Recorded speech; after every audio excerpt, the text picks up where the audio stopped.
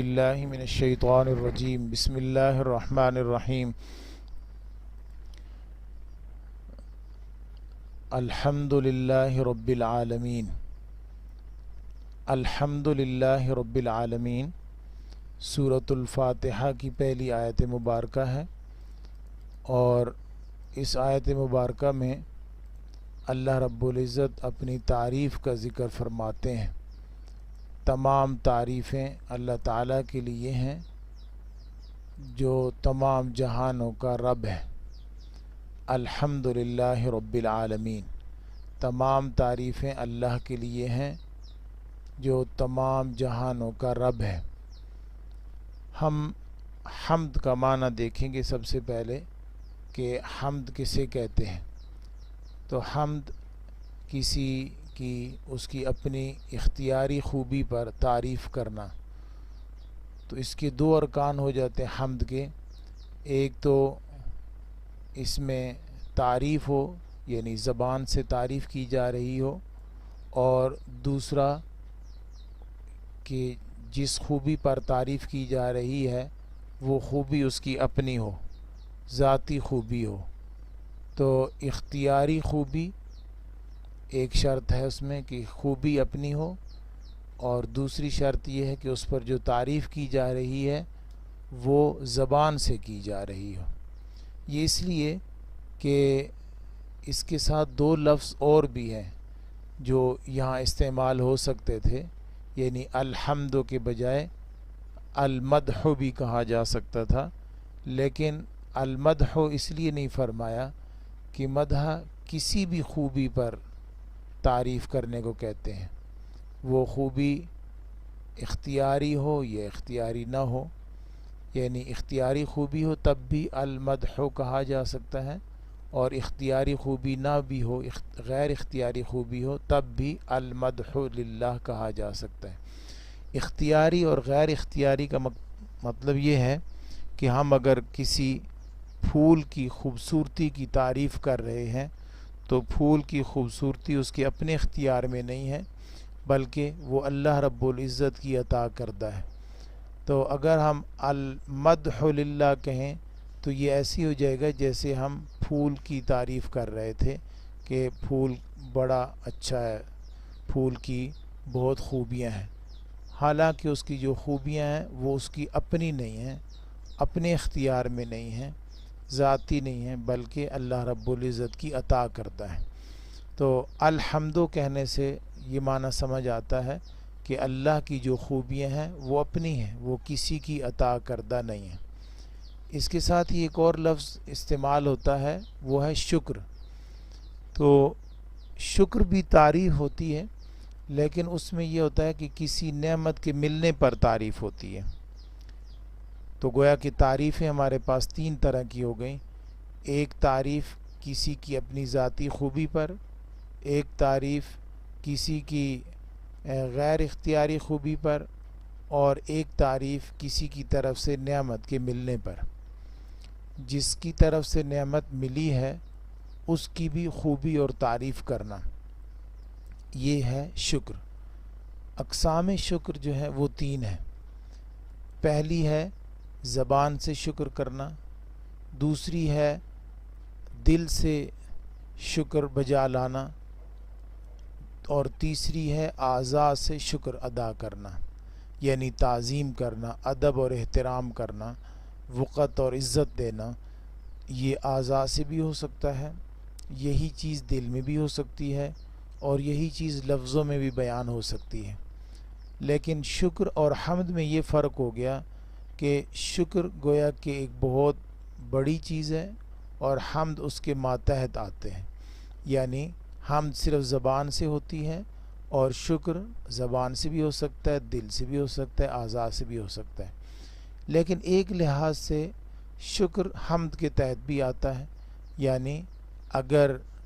کسی کی خوبی ہے اس پر تعریف کرنا تو حمد ہے، لیکن کسی کی خوبی بھی ہے اور اس نے نعمت بھی عطا کی ہے تو اس کی تعریف کرنا یہ شکر ہو جاتا ہے۔ تو گویا کہ شکر حمد کے تحت بھی آ جاتا ہے، اور حمد شکر کے تحت بھی آ جاتی ہے۔ جب ہم ان تینوں چیزوں کو علیحدہ علیحدہ دیکھتے ہیں تو ہمیں پتہ چلتا ہے کہ یہاں الحمد کا لفظ بہت بہتر استعمال ہوا ہے، اس لیے کہ جب ہم کسی کی خوبی پر تعریف کر دیتے ہیں تو کئی بار وہ تعریف دل سے نہیں ہوتی، یعنی وہ تعریف صرف زبانی ہو رہی ہوتی ہے، دل سے نہیں ہو رہی ہوتی، اور کئی بار وہ تعریف اعضاء سے ہو رہی ہوتی ہے اور دل سے نہیں ہو رہی ہوتی، جبکہ حمد میں یہ چیز نہیں ہے، بناوٹ اور آرٹیفیشل تعریف نہیں ہے حمد بہت ہی ایک ہم جو کہتے ہیں کہ جذبات میں آ کر ایک تعریف کرنے کو ہم حمد کہتے ہیں۔ الحمدللہ، ہم نے پانی استعمال کیا، پانی پیتے ہی، پانی استعمال کرتے ہی ہمیں پانی سے بہت زیادہ راحت اور سکون ہوا، پیاس بجھی، ٹھنڈک حاصل ہوئی، دل میں بے چینی جو تھی وہ ختم ہوئی، تو ہم نے جذبات میں آ کر کہہ دیا الحمدللہ۔ یہ بہت ہی گہرائی کے ساتھ تعریف ہے اور بڑی سچی تعریف ہے، اس میں کوئی تصنع اور بناوٹ اور آرٹیفیشل نہیں ہے، اسی لیے قرآن مجید نے یہاں الحمد کا لفظ استعمال فرمایا۔ پھر علماء یہ بھی لکھتے ہیں کہ چونکہ حمد جو ہے وہ اللہ تعالیٰ کی ہی بیان ہو سکتی ہے، کسی اور کی نہیں ہو سکتی، اس لیے کہ دوسری جتنی بھی خوبیاں ہیں وہ اللہ تعالیٰ کی عطا کردہ ہیں، کسی کے پاس کوئی خوبی ہے وہ اللہ تعالیٰ کی عطا کردہ ہے، لیکن اللہ تعالیٰ کی خوبیاں کسی کی عطا کردہ نہیں ہیں، اس لیے الحمدللہ تمام تعریفیں اللہ تعالیٰ کے لیے ہیں۔ جیسے عربی زبان میں کہا جاتا ہے الدار لزید، گھر زید کا ہے، تو یہاں اختصاص ہے، یہ خاص طور پر زید کا ہی ہے، تو جتنی بھی کمالات ہیں، جتنی بھی خوبیاں ہیں، وہ سب کی سب اللہ تعالیٰ کے لیے ہیں، اس لیے کہ اللہ کے علاوہ کوئی ایسا ہمیں نہیں نظر آتا جس کی اپنی ذاتی خوبیاں ہوں، جس کا علم اپنا ہو، جس کی خوبصورتی اپنی ہو، جس کے قد اور صحت اپنی ہو، بلکہ وہ صرف اور صرف اللہ رب العزت کی عطا کردہ ہیں۔ تو ہم جب بھی کسی کی تعریف کرتے ہیں تو وہ ایک لحاظ سے اللہ تعالیٰ ہی کی تعریف ہوتی ہے، تو اس لیے کوئی بھی تعریف ہے، کوئی بھی تعریف ہے، ہم کسی بھی چیز کی تعریف کر رہے ہیں وہ اللہ تعالیٰ کی تعریف ہو رہی ہوتی ہے، تو اس لیے الحمدللہ تمام ہی خوبیاں، تمام ہی کمالات اور تمام ہی بہتریاں اللہ تعالیٰ کی لیے ہیں، الدار لزیدن کی طرح، یعنی اللہ تعالیٰ ان خوبیوں کا مالک ہے۔ اس کے بعد فرمایا جملہ اسمیہ، یعنی الحمدللہ کہا، جملے دو طرح سے بولے جا سکتے ہیں عربی زبان میں، ایک میں پہلے فعل ہوتا ہے اور ایک میں پہلے اسم ہوتا ہے۔ جس جملے میں پہلے اسم ہو اسے جملہ اسمیہ کہتے ہیں، اور جس جملے میں پہلے فعل ہو اسے جملہ فعلیہ کہتے ہیں۔ جملہ فعلیہ میں ایک یہ مسئلہ ہوتا ہے کہ اس کے ساتھ زمانہ موجود ہوتا ہے، اور ہم سمجھتے ہیں زمانے تین ہیں، ماضی، مضارع یعنی ماضی، حال اور مستقبل۔ جب ہم تعریف کے لیے اگر جملہ فعلیہ استعمال کرتے، یعنی احمد اللہ اگر یہاں کہتے تو معنی ہوتا کہ میں اب اللہ تعالیٰ کی تعریف کرتا ہوں، تو جب اب تعریف کر رہے ہیں تو یہ تھوڑی دیر بعد نہ ہوتی، اور جب اب تعریف کر رہے ہیں تو یہ تھوڑی دیر پہلے نہ ہوتی، تو یہ ایک خیال ہوتا کہ تعریف اب ہے، اس سے پہلے نہیں تھی۔ لیکن جب جملہ اسمیہ استعمال کیا الحمدللہ، تو جملہ اسمیہ استمرار کا فائدہ دیتا ہے، یعنی اس میں زمانہ نہیں ہوتا، نہ ماضی میں، نہ حال میں، نہ مستقبل میں، بلکہ ہمیشہ ہمیشہ، تو ہمیشہ ہمیشہ تمام تعریفیں اللہ تعالیٰ کے لیے ہیں۔ تو اللہ تعالیٰ میں حمد کے استحقاق کا استمرار ظاہر کرنے کے لیے، یعنی مستقل، لگاتار، ہمیشہ کے لیے اللہ تعالیٰ کی تعریف ہے، اس لیے جملہ اسمیہ استعمال کیا، جملہ فعلیہ نہیں استعمال فرمایا۔ اس کے بعد چونکہ ہم آگے آیات دیکھیں گے، ان آیات میں اللہ تعالیٰ فرماتے ہیں اہدنا الصراط المستقیم، ہمیں سیدھا راستہ دکھا، تو وہاں سے ہمیں پتہ چلتا ہے کہ یہ جو بات کی جا رہی ہے یہ لوگوں کو حمد سکھائی جا رہی ہے، حمد کی تعلیم دی جا رہی ہے۔ اگر کوئی یہ کہے کہ یہ کلام اللہ نہیں ہو سکتا، اس لیے اگر کلام اللہ ہوتا تو الحمدللہ اللہ تعالیٰ اپنے بارے میں نہیں کہتے، لیکن وہ ان کی غلط فہمی ہے۔ اللہ تعالیٰ نے یہ انسانوں کی بارے میں، انسانوں کی تعلیم کے لیے نازل فرمایا قرآن مجید، تو اس میں تعلیم حمد ہے، ہمیں حکم دیا جا رہا ہے کہ اللہ تعالیٰ کی تعریف کریں۔ تو علماء نے اس سے پہلے قولو کا لفظ محذوف بھی نکالا ہے، یعنی قولو الحمدللہ رب العالمین،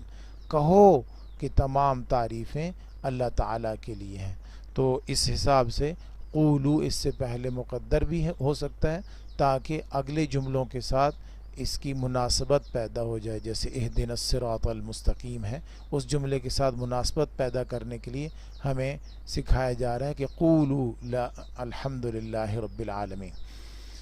اس کے بعد آگے لفظ ہے رب العالمین۔ رب کا معنی ہوتا ہے مالک، جیسے رب الدار گھر کا مالک۔ رب کا ایک معنی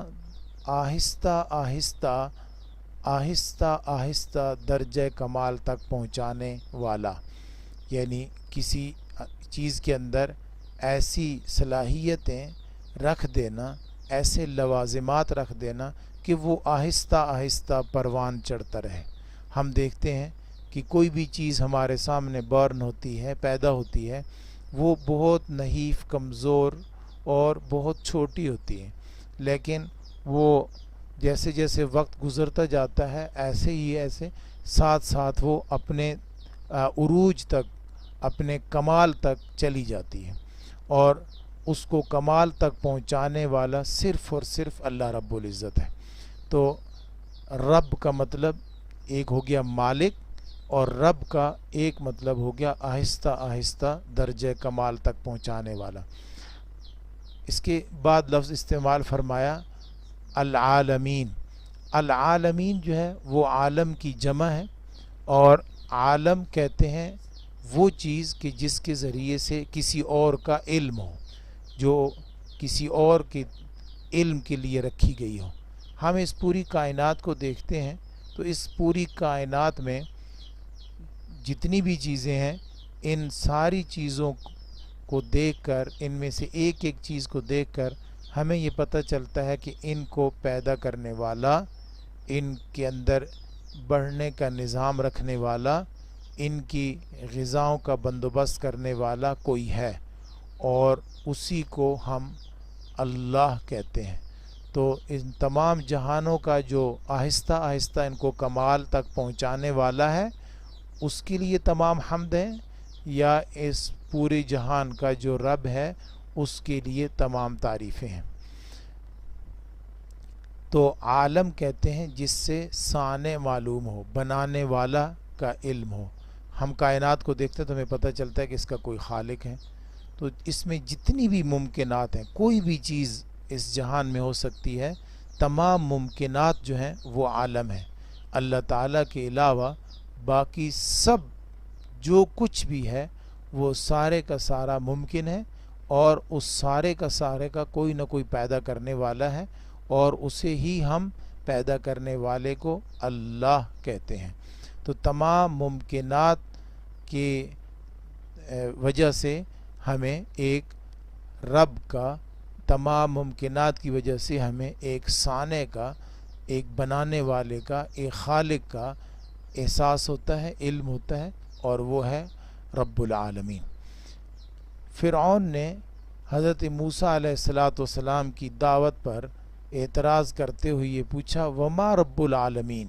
رب العالمین کون ہے؟ تو حضرت موسیٰ علیہ السلام نے جواب دیا رب السماوات والارض وما بینہما، آسمانوں کا رب، زمینوں کا رب، اور آسمان اور زمین کے بیچ میں جو کچھ بھی ہے اس سب کا رب۔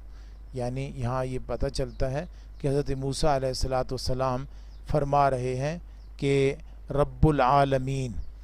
جو ہے وہ اللہ تعالیٰ ہے، اور اللہ تعالیٰ کی طرف فرعون کا ذہن لے کے جا رہے ہیں کہ اللہ تعالیٰ جو ہے وہ رب العالمین ہے۔ اللہ رب العالمین کے بارے میں یہ لفظ صادق آتا ہے۔ تو الحمدللہ رب العالمین کا ترجمہ ہو گیا تمام تعریفیں،